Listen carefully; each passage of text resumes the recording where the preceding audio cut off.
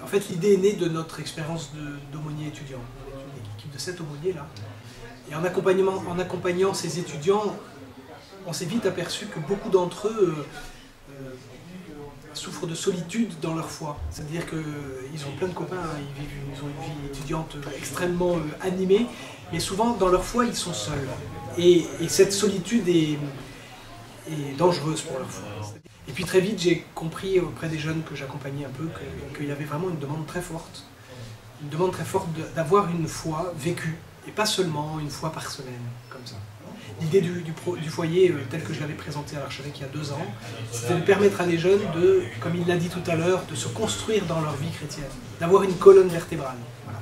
Dire que plus tard dans la vie, il faudra qu'ils tiennent debout tout seuls, dans un monde qui n'est pas forcément ouvert à cette foi. Et pour construire cette colonne vertébrale, je pense qu'on a estimé avec les autres aumôniers que cette vie communautaire était un bon outil. J'ai beaucoup de joie à découvrir que les jeunes vivent en communauté, que j'ai fait le choix moi aussi de vivre en communauté religieuse et que donc on peut s'entraider dans les tâches matérielles de la vie communautaire, mais plus profondément sur le sens de la vie communautaire à la suite du Christ. Et puis je pense que la vie religieuse peut apporter aux jeunes le fait de l'accompagnement spirituel. La suite du Christ nous appelle à marcher derrière lui, mais à en parler avec des frères et des sœurs, à prier ensemble le Seigneur et à pouvoir partager ce qui nous fait vivre. Je pense qu'on a été aussi attiré par la démarche, moi qui me paraît très originale en fait. Quand je crois que c'est Monseigneur Ricard qui parlait tout à l'heure d'intégration dans la ville, d'un foyer étudiant et d'un foyer étudiant catholique. Pouvoir accompagner cette expérience, c'est aussi c'est à la fois du plaisir, de l'étonnement aussi, de se dire où ça va aboutir. Donc il y a de l'admiration, enfin, au sens propre du terme, il y a de l'étonnement, et ça, on le voit. C'est une belle aventure. Moi, ce que je trouve extraordinaire, c'est que en fait, c'est pas nous qui apportons, c'est eux qui nous apportent de manière extraordinaire. Par leur fraîcheur, leur spontanéité,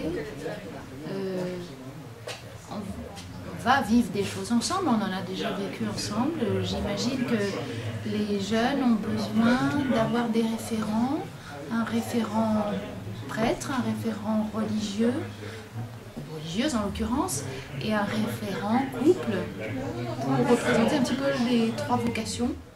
C'est quelque chose qui m'a tenté, j'en ai entendu parler dans le cadre des scouts parce que le Père Lejeune est notre aumônier à la troupe. Et je savais qu'il allait y avoir un foyer à Saint-Pierre où il y aurait une vie de communauté, une vie de prière, enfin, où on se retrouverait à vivre à plusieurs dans la foi tous les jours.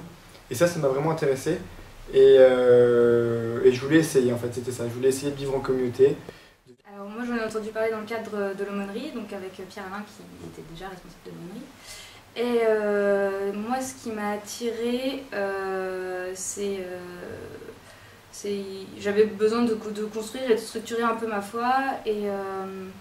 Et je trouvais que de vivre avec des jeunes qui partagent la même chose que moi et qui ont les mêmes envies, et voilà, ça me permettrait de grandir et de bien établir, en tout cas dans ma tête, ce dont j'ai envie pour plus tard, et voilà, d'essayer de me structurer.